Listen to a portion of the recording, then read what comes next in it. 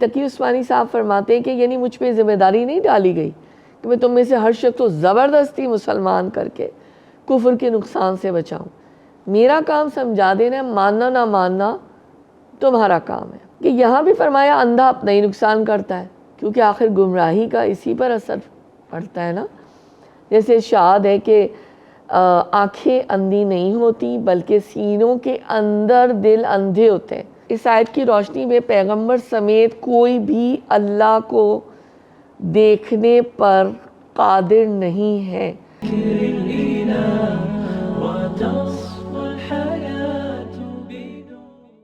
Doctor صاحبہ میرا آپ سے کچھ سوال یوں ہے کہ ہم یہاں پر بیٹھ کے یہ محفل سجاتے ہیں، اور پھر میں آپ سے یہ جاننا چاہتی ہوں کہ کوئی ایسی آیت جو آپ نصیحت کے طور پہ ہمیں بتانا چاہیں. جی ضرور. میری پسند کی بھی آیت ہے سورہ انعام کی 104. اللہ تعالیٰ یہاں فرماتے ہیں قَدْ جَاءَكُمْ بَصَائِرُ مِن رَبِّكُمْ فَمَنْ أَبْصَرَ فَلِنَفْسِهِ وَمَنْ عَمِيَ فَعَلَيْهَا وَمَا أَنَا عَلَيْكُمْ بِحَفِيظ. دیکھو تمہارے رب کی طرف سے بصیرت کی روشنی آ گئی ہیں.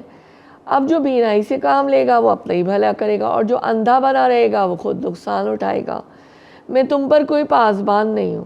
ویسے میں جب اس کا ترجمہ پڑھ رہی ہوں تو مجھے ایسا لگتا ہے کہ بڑا سخت انداز ہے نا، سخت انداز ہے نا. تو اللہ تعالیٰ چوکاتے بھی ہیں نا، ڈراتے بھی ہیں اور ہلاتے بھی ہیں، تاکہ ہم جو ہمارا تھوڑا سا ذرا کوئی حس جو ہے بیدار ہونا. تو تفسیر دیکھ لیتے. بصیرت تو ہمیں پتہ ہے آنکھ سے دیکھنا، بصارت بھی ہم دل سے دیکھنا یا نفس سے دیکھنا، دل کی آنکھ. اور اللہ تعالیٰ دل کی آنکھ کو روشن کرے، وہی بصیرت ہے. اور بصیرت جب ہوتی ہے تو پھر ہدایت کے راستے بھی کھلتے ہیں. تو یہ فکرہ اگرچہ اللہ ہی کا کلام ہے، لیکن اصل میں جب قرآن کا پیرایا مختلف ہوتا ہے نا، کبھی مخاطب بدل جاتے ہیں، کبھی متکلم بدل جاتے ہیں، تو یہاں پہ یہ نبی صلی اللہ علیہ وآلہ وسلم کی طرف سے ادا ہو رہا ہے. یعنی ہے یہی جو قرآن کا مقصود ہے. تو یہاں پہ یہی بات ہے کہ حالانکہ ان سب صورتوں میں کلام وہی خدا کا کلام ہوتا ہے. اور یہاں پہ آپ دیکھیے کہ یہاں پر ایک بات اینڈ میں آئی ہے اسی آیت کے اندر کہ میرا کام بس اتنا ہی کہ اس روشنی کو تمہارے سامنے پیش کر دو. میں تم پر پاسبان نہیں ہوں، ہے نا، رکھوالا نہیں ہوں.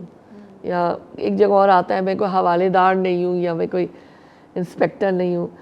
تو ایک دو دیکھ لیتے ہیں. مفتی تقی عثمانی صاحب فرماتے ہیں کہ یعنی مجھ پہ ذمہ داری نہیں ڈالی گئی کہ میں تم میں سے ہر شخص کو زبردستی مسلمان کر کے کفر کے نقصان سے بچاؤں.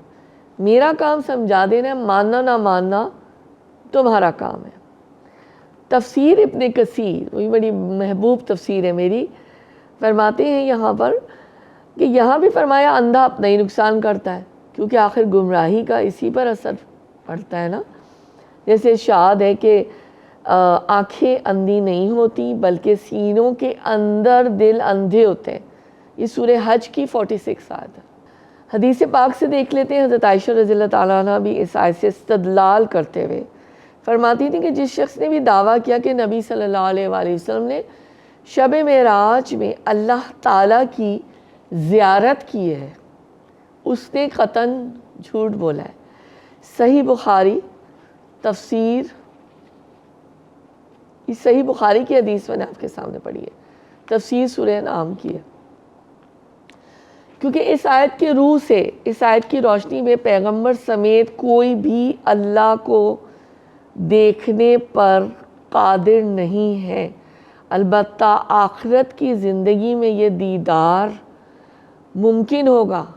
جنتیوں کو 2 بار دیدار الہی جو ہے وہ نصیب ہوگا. ابھی میں اور میری پروڈیوسر ہم آف لائن یہی بات کر رہے تھے کہ اللہ ہم جنت میں بیٹھے اور ہم ساتھ دیدار الہی ہمیں ملے، اور وہ سب سے بڑی نعمت اللہ تعالیٰ کی ہوگی. تو سورہ قیامہ میں بھی اللہ تعالیٰ فرماتے ہیں کہ کئی چہرے اس دن تر و تازہ ہوں گے، اپنے رب کی طرف دیکھ رہے ہوں گے. یہ دلیل ہے دیدار الہی کی. عملی نقطہ کیا نکلا کہ رسول اللہ صلی اللہ علیہ وسلم کا کام پہنچا دینا تھا. دباؤ یا زور زبردستی کا طریقہ نہیں تھا. صاف صاف انہوں نے کہہ دیا ہے. اور آیت الکرسی میں بھی جو ہے نا دوسرا والا جو اس کا حصہ ہے کہ لا اکراہ فی الدین، نہیں ہے زبردستی دین میں. تو یہی بات آ گئی ہے. اللہ تعالیٰ نے 2+2 بتا دیا ہے کہ بھائی دیکھو روشنیاں تو آ گئی ہیں، اب دیکھ لو تمہیں اپنی اندر کی آنکھ کھولنی ہے یا نہیں کھولنی، یا اپنے آپ کو تھپکی دے کے سلائی رہنا ہے. کیونکہ جو ٹائم ہے وہ تو پورا ہو جائے گا، اور ہر ایک کا ٹائم جب پورا ہو جائے گا جب کہ اس کو فرشتے کفن لے کر آ جائیں گے نا ریسیو کرنے کے لیے. ہماری دعا ہے کہ وہ خوشبودار کفن لے کر آئیں.